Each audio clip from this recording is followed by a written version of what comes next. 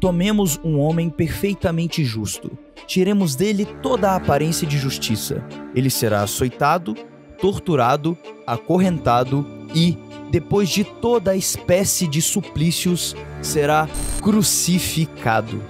Este é um trecho presente no livro A República de Platão, onde se imagina que se houvesse um homem tão justo que, se ele realmente existisse e vivesse entre nós, seria perseguido, linchado e, por fim, crucificado. Essa frase foi escrita por Platão em 360 a.C., 400 anos antes do nascimento do Messias. E esse fato nos leva a perguntar: Jesus de Nazaré, o Cristo crucificado, já estava escrito no destino do mundo? Como um filósofo na Grécia poderia ter desenhado uma imagem tão parecida com a história do Messias judaico?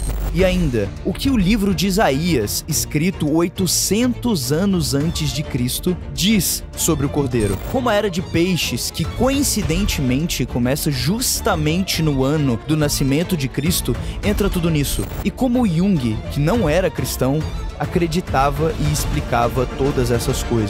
Eu, o Pensador, explico para você.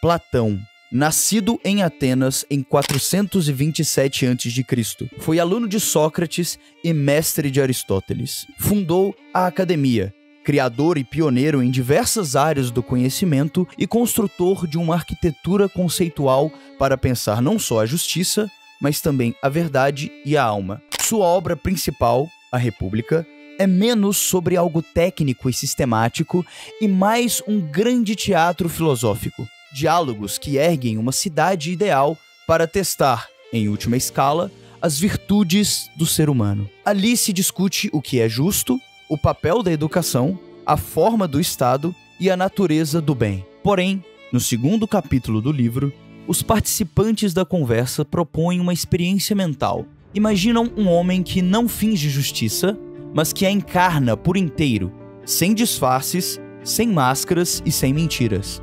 Platão, através dos seus ouvintes, descreve como esse homem justo e perfeito, confrontado por uma cidade injusta e viciada, seria incompreendido, perseguido e morto. Seria não só rejeitado, mas também torturado e eliminado do mundo. A semelhança estrutural entre a cena de Platão e a narrativa do Cristo crucificado abriu, desde a antiguidade, uma linha interpretativa. Se a filosofia descreve o destino trágico do mundo, o cristianismo dará a esse destino um rosto histórico, humano.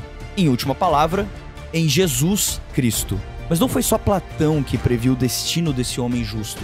O próprio livro de Isaías, feito em várias camadas, com raízes no século VIII a.C., é, para a tradição cristã, uma fonte profética central sobre a vinda do Messias. Mas não precisa ser um adepto do cristianismo para identificar as semelhanças curiosas que a profecia do Messias, em Isaías, já estava escrita 800 anos antes de Jesus Cristo nascer. Por exemplo, em Isaías 7, versículo 14 diz: "Portanto, o Senhor mesmo vos dará um sinal. Eis que a jovem virgem conceberá e dará à luz um filho, e lhe chamará Emanuel." Emanuel, nesse contexto, não é um nome próprio, mas sim um título que se dá somente às pessoas importantes, no caso de Jesus Cristo, ungidas por Deus. O nome significa Deus conosco, o que representa perfeitamente Jesus, que é um homem e o próprio Deus ao mesmo tempo. Em Isaías 11, versículo 1, também diz: "Um rebento brotará do tronco de Jessé", que é a linhagem do famoso rei Davi, que enfrenta o gigante Golias, onde também se entende na tradição cristã que Jesus descende diretamente da raiz de Davi. Outra passagem interessante é em Isaías 40, versículo 3, que diz: "Voz do que clama no deserto, preparai o caminho do Senhor", que faz referência direta a João Batista, o profeta que viveu junto com Jesus e que vivia no deserto, anunciando que o Messias já tinha nascido. Eu poderia citar diversas passagens do livro de Isaías que batem perfeitamente com a vinda de Jesus Cristo, mas eu vou focar em algumas passagens do capítulo 53, onde Isaías fala diretamente do Messias. Por exemplo, no versículo 3, foi desprezado e rejeitado pelos homens, ele levou sobre si as nossas dores, pelas suas pisaduras fomos sarados, e como cordeiro foi levado ao matadouro. Além de Isaías, há outros profetas menores que também profetizaram, de forma espantosa, sobre a vinda de Jesus Cristo. Em Miqueias 5:2, de ti, Belém, sairá o que há de reinar em Israel, cujas origens são desde a eternidade. Em Zacarias 11, versículo 12 até o 13 diz, pesaram o meu salário em 30 moedas de prata. Para quem não se lembra, Judas traiu Jesus justamente com 30 moedas de prata. Mas é a partir de agora que esse vídeo vai explodir a sua mente. Por mais estranho e curioso que pareça, a vinda de Jesus Cristo já estava escrita literalmente nas estrelas, de forma clara e objetiva. Qualquer pessoa que tivesse o conhecimento dos astros na época saberia que, naquele ano, naquele específico ano, uma nova era se iniciaria na humanidade e que nada, eu repito, nada seria como antigamente. A pergunta que precisamos responder agora é: como tudo isso se conecta com o céu, com o tempo cósmico, com a impressionante Era de Peixes? Além do que vimos em Platão e nas profecias, precisamos também aprender a linguagem do céu, porque grande parte desse encaixe entre filosofia, profecia e história se dá no registro simbólico que as culturas atribuem às estrelas. Eu sei que muitos de vocês podem achar que o estudo dos astros não passa de um engodo e de que ela jamais poderia estar relacionada com a vinda de Jesus Cristo, como eu também acreditava. Mas, é sério, depois desse vídeo, eu acho que você não vai mais pensar da mesma forma. E detalhe, Carl Jung também concorda comigo, mas vamos falar dele mais adiante.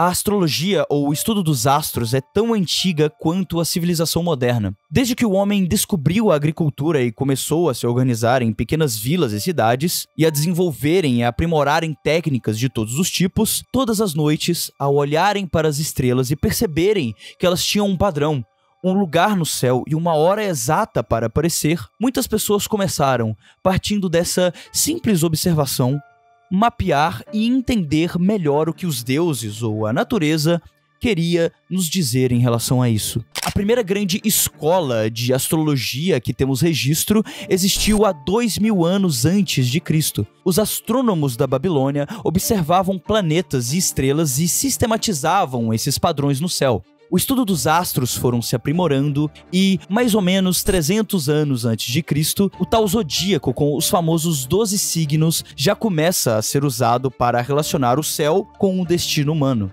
Mas antes da gente entender como Cristo já estava destinado a vir para a Terra, a gente precisa primeiro entender o que é uma era astrológica. Uma era astrológica que dura por volta de 2150 anos, não é uma mera contagem tirada do acaso. Ela leva em consideração um fator físico muito específico que eu não vou explicar em detalhes agora, mas que chama a precessão dos equinócios. De forma simples e direta, quando o ponto vernal entra numa constelação, entende-se que uma nova era astrológica começa. E segundo esses cálculos, cada era dura em torno de 2150 anos. Hiparco de Niceia foi o primeiro a documentar essa tal precessão dos equinócios. Por mais que Hiparco não tivesse sistematizado e documentado todas essas eras dentro dessa precessão dos equinócios, tudo ali já estava documentado, descoberto e, sem querer, previsto. A Era de Peixes estava prestes a acontecer. Agora que você entendeu todo o contexto, vamos finalmente falar do elemento mais curioso de todo esse vídeo. O surgimento da Era de Peixes, que acontece exatamente no ano do nascimento de Jesus Cristo. A Era de Peixes é a conjunção de Júpiter e Saturno que aparece entre os anos 7 e 6 a.C. Mas aí você vai me perguntar, mas Jesus não nasceu 7 anos antes de Cristo? Mas agora que vem a parte mais impressionante e curiosa desse vídeo. Por incrível que pareça, não. Jesus não nasceu no primeiro ano da nossa era. Então o nosso calendário está errado? Sim, o ano 1 depois de Cristo, que é o ano que usamos hoje para o nascimento de Jesus, foi estabelecido pelo monge Dionísio, o Exíguo, no século 6 depois de Cristo. Ele calculou o nascimento de Jesus a partir de dados bíblicos, mas errou o cálculo, subestimando a duração do reinado de Herodes, por exemplo. Hoje, com estudos mais avançados, nós sabemos que o ano 1 depois de Cristo não corresponde ao nascimento real de Jesus. Os evangelhos, por exemplo, dizem que Jesus nasceu durante o reinado de Herodes, o Grande. O problema é que Herodes morreu em 4 a.C. Portanto, se Jesus nasceu sob o reinado de Herodes, seu nascimento tem que ser, obviamente, antes de 4 a.C. Fazendo os cálculos corretos, a maioria dos historiadores de hoje em dia colocam o nascimento de Jesus entre os anos 7 e 4 a.C., provavelmente no ano 6 a.C. E calma, não acaba. Lembra daquela passagem dos 3 reis magos que viram um sinal nas estrelas e a seguiram porque sabiam que ela indicava que algo grande iria acontecer e acabaram encontrando com Jesus Cristo? Pois é, esse sinal das estrelas é justamente uma tríplice conjunção de Júpiter e Saturno em Peixes, e que dá início justamente à Era de Peixes, que começa exatamente com o nascimento de Cristo e dura até os dias de hoje.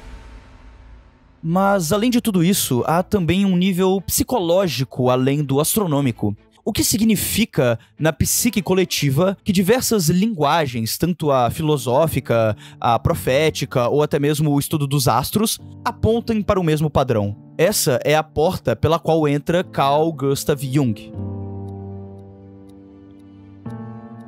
Carl Gustav Jung foi um psicólogo e profundo leitor de símbolos, tanto os conhecidos como os ocultos. No seu livro Aion, escrito em 1951, Jung fala de Cristo não apenas como uma figura histórica, mas como um símbolo central do inconsciente coletivo ocidental, um símbolo que representa a totalidade do self, a tentativa psíquica de unir humano e divino, luz e sombra. Jung observa que o peixe foi um símbolo adotado pelos primeiros cristãos. O arquétipo aquático aparece tanto em mitos pagãos quanto na simbologia cristã, mostrando que esse símbolo ressoa profundamente no imaginário coletivo de várias culturas já há muito tempo. Para Jung, não é coincidência que o símbolo do peixes acompanhe o nascimento do cristianismo. O aparecimento de certos símbolos na história da humanidade é a expressão externa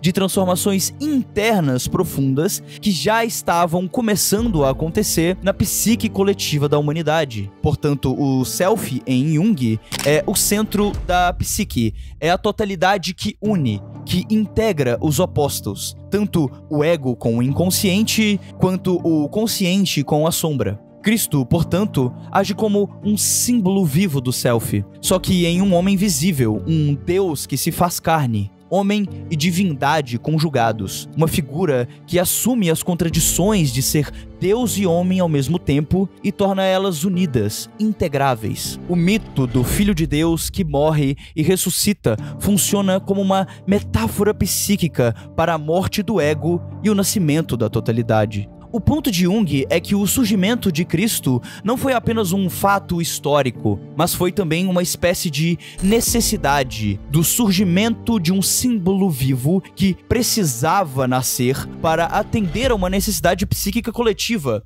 A consolidação de uma imagem de totalidade no imaginário coletivo do Ocidente. Portanto, o que estamos diante aqui não é apenas uma previsão histórica. É uma sincronia simbólica. Cristo era uma necessidade tão grande que a própria natureza, ou mesmo Deus, precisava criá-lo. Filosofias, profecias, o céu ou a psique, todos esses elementos indicaram que algo estava e precisava acontecer com a humanidade. Quando o imaginário coletivo necessita de um símbolo que una contrários, as culturas, através de seus pensadores, filósofos, profetas ou até mesmo os observadores do céu, acabam por prever o mesmo destino. Portanto, a Era de Peixes mais do que prova Jesus Cristo. Ela mostra como uma necessidade de Deus ou da natureza acabam por prever o mesmo destino. No fundo, Platão não descrevia apenas uma hipótese filosófica. Isaías e os outros profetas não falavam apenas em metáforas, e o céu e as leis dos planetas não brilhavam por acaso. Todos esses elementos apontavam